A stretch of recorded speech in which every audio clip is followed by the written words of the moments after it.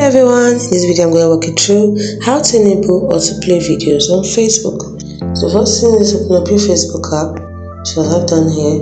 Then tap on your profile picture at the top right corner over here. Then tap on the gear icon over here. So open up your settings and your privacy settings. Then scroll down to media, which is this one. Tap on it. Then you can see autoplay over here.